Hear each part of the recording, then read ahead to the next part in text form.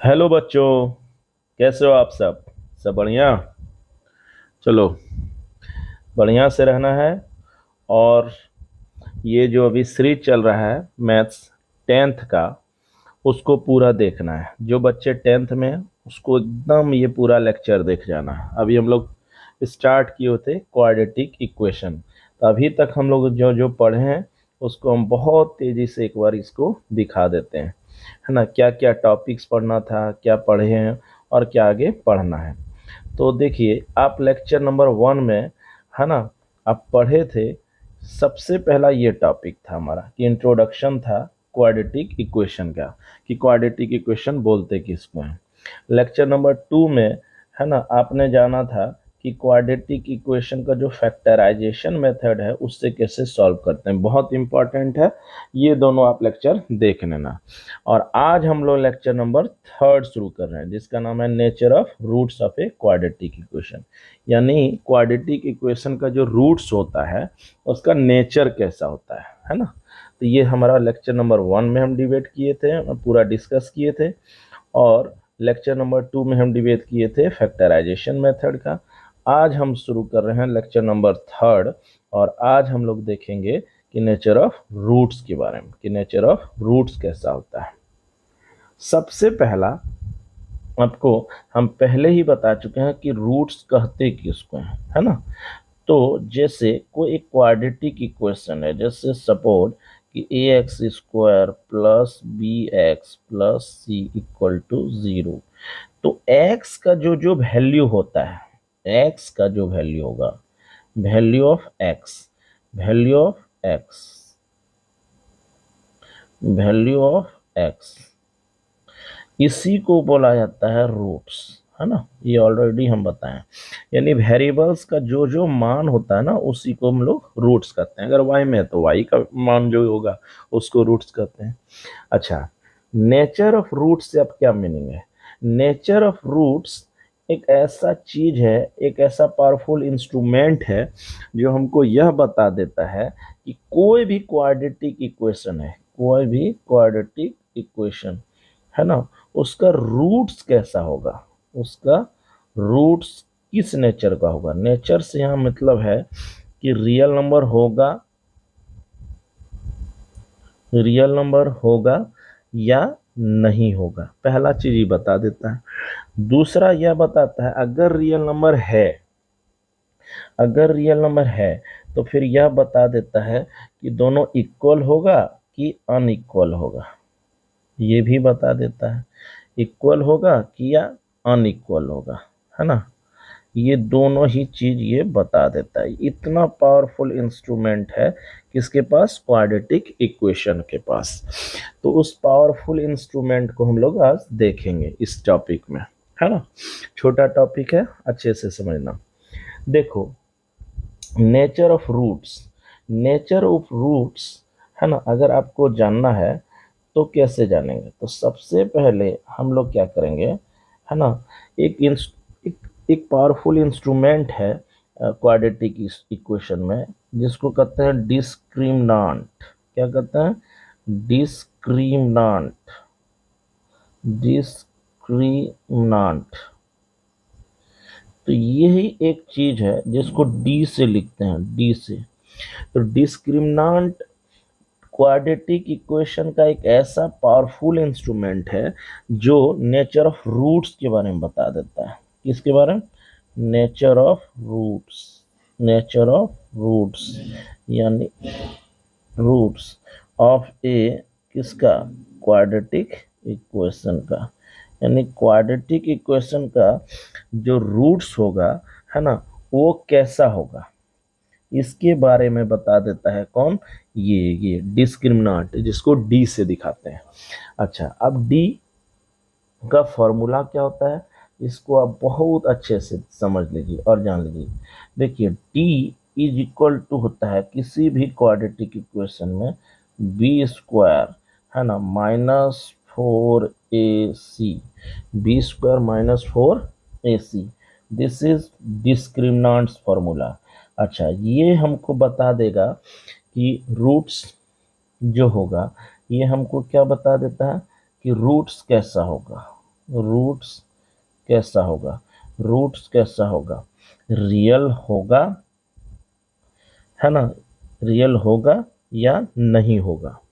और अगर रियल होगा तो फिर एक बात उठता है कि इक्वल है कि दोनों रूट्स, दोनों जो रूट्स होंगे वो इक्वल होंगे कि अनइक्वल होंगे, ये बता देता है। इक्वल होंगे कि अनइक्वल होंगे ये बता देता है कौन, ये जो पावरफुल आप इंस्ट्रूमेंट देख रहे हैं ना, ये बता देता है d equal to B square minus 4 इसी किसी क्वाड्रेटिक इक्वेशन का हमको बता देगा कि रूट्स कैसा होगा, रियल होगा यानी रियल होगा या नहीं होगा। और अगर रियल है तो वो इक्वल होगा कि अनइक्वल होगा। तो देखिए 3 केस है इसका, ठीक है, तीनों केस आप दिमाग में रखना। देखो फिर से एक बार हम फॉर्मूला लिख देते हैं। पहले d इज इक्वल टू होता है बी स्क्वायर माइनस 4ac, है ना, और d को यहाँ कहता है डिस्क्रिमिनेंट, जो नेचर ऑफ रूट्स के बारे में बताता है ना। देखो देखो सबसे पहला जो केस होगा, है ना, सबसे पहला वो होगा केस नंबर 1, सबसे पहला केस। तो देखो, है ना, एक बार इसको सही कर लेते हैं, है ना। देखो क्या करना, सबसे पहला केस, अब ये देखना, देखो if d is greater than 0, अगर d का मान 0 से बड़ा हो जाए, है ना, कहने का मतलब है कि पॉजिटिव हो जाए, d क्या आ जाए, पॉजिटिव, तब याद रखना, तब इसका स्टेटमेंट है देन रूट्स तब कैसा हो जाएगा क्वाड्रेटिक का, रूट्स आर रियल, तब रूट्स कैसा हो जाएगा, रियल, रियल एंड कैसा हो जाएगा, अनइक्वल, रूट्स रियल एंड कैसा होगा, roots are real and unequal. अच्छा अब दूसरा है केस 2, केस 2 अगर if d is equal to 0, d is equal to 0, that is, है ना, that is d कितना हो जाए, d 0 हो जाए, कितना हो जाए, 0। तो एक बात फिर यहाँ याद रखना, अगर d का मान कहीं भी 0 आ जाए तो आप जान लेना कि तब रूट्स कैसे होंगे, तो रूट्स होगा रियल, यहाँ पर भी क्या होगा, रियल, रियल नंबर में होगा, एंड इक्वल होगा, सबसे इंपॉर्टेंट बात, रियल एंड इक्वल, यानी रूट्स कैसे होंगे, रियल एंड इक्वल हो जाएंगे। तो दो, एक नंबर क्या हो सकता है, एक तो नंबर हो सकता है कि ये एक पॉजिटिव नंबर आ जाए, तो एक पॉजिटिव नंबर में क्या होगा, रूट्स कैसे होंगे, रूट्स रियल एंड अनइक्वल। और अगर रूट्स d के बराबर हो जाए, अगर किसके बराबर हो जाए, d के 0 के बराबर, तो याद रखना रूट्स कैसा हो जाएगा, तो रूट्स रियल एंड इक्वल हो जाएगा। अच्छा एक है केस नंबर 3, एक क्या हो सकता है कि d का मान 3 ही पॉसिबल है ना, if d is less than 0, less than 0, that is, है ना, ये आ जाए कितना, निगेटिव, यानी d का मान अगर निगेटिव आ जाए तो हो जाए, है ना, तो याद रखना रूट्स आर नॉट रियल, यानी रियल होगा ही नहीं। तो जब रियल होगा ही नहीं तो इसके आगे कुछ ऑपरेशन भी नहीं लगेगा। तो याद रखना कि अगर d का मान 0 से छोटा यानी निगेटिव हो जाए तो रूट्स कैसे होंगे, रूट्स आर नॉट रियल, यानी रूट्स रियल में नहीं होंगे। तो रियल होने के कंडीशन है जब d is greater than 0, d is greater than 0 पहला, और दूसरा है जब d इज इक्वल टू 0। और अगर डी का मान लेस देन हो जाए यानी निगेटिव हो जाए तो ये रियल नहीं रहता है ना। तो देखो d इज इक्वल टू, अब एक बार बहुत तेजी से समझो आप, d क्या है, nature of roots, nature of roots decide करता है कौन, तो d। अब d is equal to formula क्या होता है, क्वाड्रेटिक का बी स्क्वायर माइनस 4ac, है ना। अब यहाँ से d तीन ही वैल्यू आ सकता है ना, या तो d ग्रेटर देन 0 आएगा, या तो d इक्वल टू 0 आएगा, या तो d इज लेस देन 0, तीन ही तो नंबर हो सकता है, या तो प्लस होएगा, है ना, या तो माइनस होएगा, या तो फिर क्या होगा, 0 होएगा। तो तीन ही तो नंबर हो सकता है दोस्त, है ना। तो अगर इसका कहना है ना, चलो रेड पेन उठाते हैं, अगर इसका कहना है कि अगर d इज ग्रेटर देन 0, अगर 0 से बड़ा हो जाए यानी पॉजिटिव, तो रूट्स कैसे होंगे, रियल एंड अनइक्वल। अगर केस नंबर 2, अगर d इक्वल टू 0 यानी d 0 बराबर हो, तो रूट्स कैसे होंगे, रियल एंड इक्वल होंगे। और अगर d इज लेस देन 0 हो जाए तो रूट्स रियल होगा ही नहीं। तो ये तीन केस है, d इज ग्रेटर देन 0 में real and unequal, d is greater than 0 में roots are real and equal, और लेस देन में नॉट रियल होगा, है ना। तो ये है, चलिए इसको एग्जाम्पल से हम लोग देखते हैं।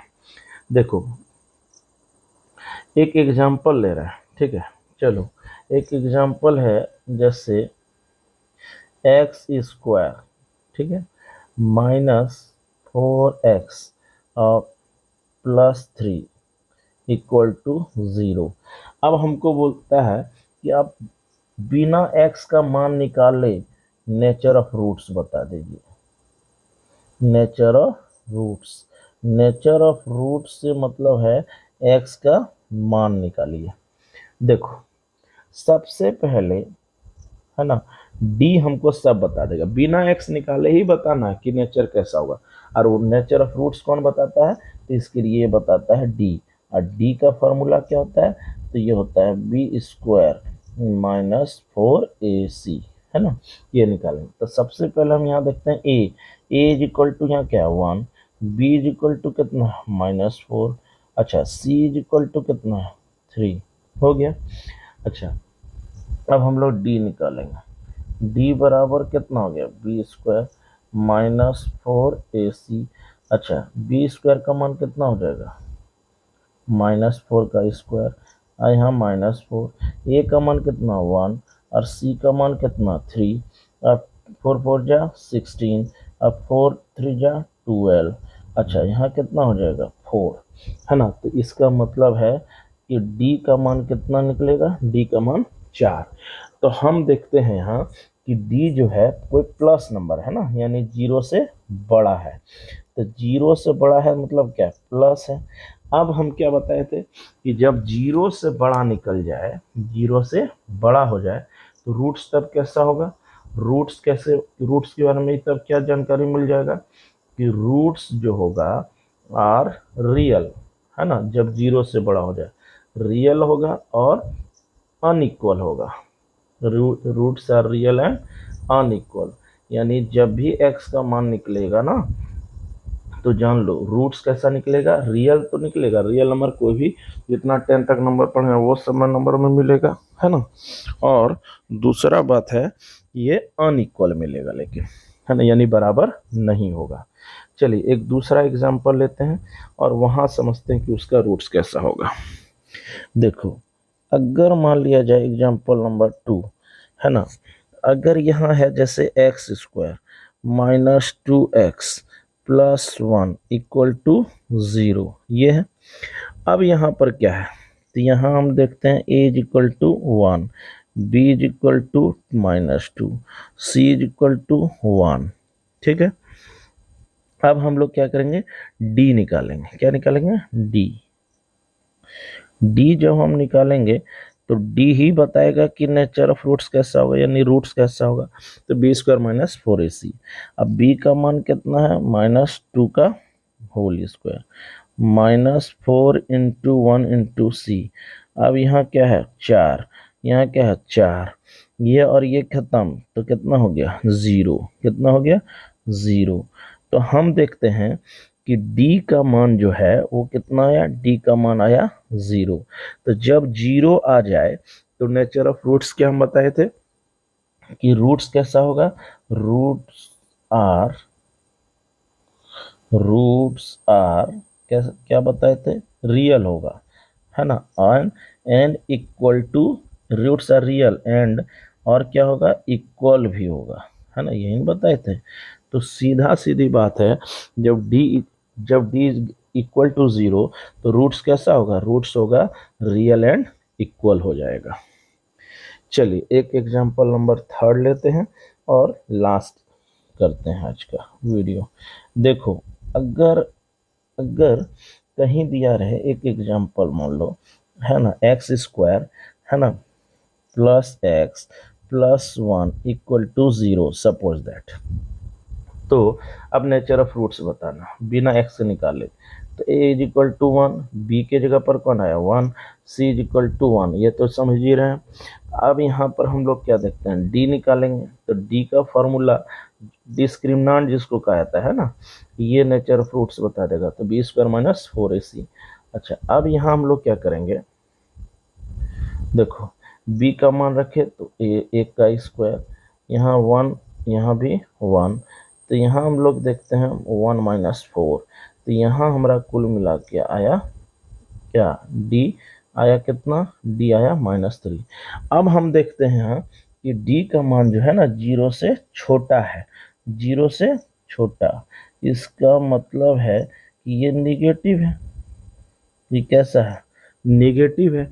और जब d का मान 0 से छोटा हो जाए, 0 से छोटा हो जाए, है ना, तब रूट्स के बारे में हमको क्या जानकारी मिल जाता है कि रूट्स तब कैसा होगा, roots are not real, roots are not real, यानी रूट्स रियल नहीं होते हैं, रूट्स रियल नहीं रहते हैं, है ना, इसी को इमेजिनरी बोला जाता है। खैर 10 तक में नॉट्स रियल लिख के आपको रुक जाना है। तो देखो एक बार बहुत तेजी से इसको हम सिनॉप्सिस कर देना है आज के पूरे टॉपिक को, बहुत तेजी से। नेचर ऑफ रूट्स डिसाइड करना, बिना एक्स निकाले ही बताना उसका रूट्स कैसा होगा, रियल होगा या नहीं होगा, रियल होगा तो इक्वल होगा या अनइक्वल होगा, यही हुआ नेचर ऑफ रूट्स का मतलब। अच्छा नेचर ऑफ रूट्स किसी भी क्वाड्रेटिक इक्वेशन को निकालने के लिए एक पावरफुल इंस्ट्रूमेंट होता है जिसको हम लोग क्या कहते हैं, है ना, डिस्क्रिमिनेंट। क्या नाम पड़ता है, डिस्क्रिमिनेंट। और डिस्क्रिमिनेंट का फॉर्मूला होता है डी स्क्वायर माइनस 4ac, जैसा कि स्क्रीन पर अभी रेड पेन से हम घेरे वो बी स्क्वायर माइनस 4ac ये होता है। अब देखो अगर डी जैसे निकला, कोई भी डी जब बी ए और सी 4 नंबर रखेंगे तो डी का तो कुछ तो वैल्यू आएगा। अगर डी का मान 0 से बड़ा आया तो हम बोल देंगे कि रूट्स कैसा होगा, रियल एंड अनइक्वल होगा। अगर इक्वल टू 0 आ जाए तो हम लोग क्या बोल देंगे, रियल एंड इक्वल होगा रूट्स। और अगर लेस देन आ जाए तो हम लोग बोल देंगे कि रूट्स रियल ही नहीं होगा। यही चीज़ यहाँ हम लिखे हैं कि रूट्स के बारे में ये बताता है कि रियल होगा या नहीं होगा, है ना, अगर रियल होगा तो इक्वल होगा कि अनइक्वल होगा, है ना, ये चीज़ बताता है। फॉर्मूला हम रिपीट किए थे, यहाँ तीनों ही केस आपको हम समझाए थे कि अगर डी इज ग्रेटर देन 0 यानी पॉजिटिव हो जाए तो रूट्स कैसा होगा, रियल एंड अनइक्वल। और अगर डी इज इक्वल टू 0 हो जाए तो रूट्स कैसा होगा, रियल और इक्वल हो जाएगा, इक्वल टू के केस में, है ना। और डी इज लेस देन 0 अगर है यानी निगेटिव नंबर आ जाए तो हम लोग बोल देंगे कि नॉट रियल। 3 सिंपल एग्जांपल से तीनों ही केस का हम स्टडी कराए। यहाँ हम लोग देखते हैं एग्जांपल नंबर 1 जैसे, है ना, एग्जांपल नंबर 1 में हम देखते हैं कि डी का मान निकला है 4। हम का तो जान जाएंगे, ये क्लियर है कि डी इज ग्रेटर देन 0 है यानी पॉजिटिव नंबर है, इसका मतलब है रूट्स कैसा होगा, रियल एंड अनइक्वल होगा। बिना हम निकाले ही बता दिए इसके रूट्स के बारे में। तो सोचिए कितना पावरफुल इंस्ट्रूमेंट है डी यानी डिस्क्रिमिनेंट। एग्जांपल 2 में हम देखे थे कि डी आ जा रहा है हमारा 0 के बराबर, तो इसका मतलब है रूट्स कैसा है, रियल एंड इक्वल है। एग्जाम्पल नंबर 3 में हम जब देखते हैं तो डी आता है क्या, निगेटिव, यानी निगेटिव आना इसका मतलब रूट्स आर नॉट रियल यानी रियल नंबर नहीं है। तो इस प्रकार आज का लेक्चर खत्म होता है, लेक्चर नंबर 3। 4th में बच्चा लोग हम लोग क्या करेंगे, एक अंतिम टॉपिक पढ़ेंगे, श्रीधराचार्य मेथड से भी कैसे उसको सॉल्व किया जाता है क्वाड्रेटिक इक्वेशन को। आज के लिए इतना ही। वीडियो को लाइक करो, शेयर करो, सब्सक्राइब करो, कमेंट जरूर करो, चाहे अच्छा करो, बुरा करो, मोटिवेशन करो या फिर कुछ सजेशन दो, लेकिन करो, है ना। चलो, और एक बात, इम्पॉर्टेंट बात, जितना हम बना रहे हैं ये सब, ये पूरा पीडीएफ जैसे हम अभी कर रहे हैं, पूरा पीडीएफ आपको मिल जाएगा, है ना। लिंक हम दे देंगे, पूरा पीडीएफ आपको टॉपिक का मिल जाएगा। चलिए, आज के लिए इतना ही। जय हिंद, जय भारत।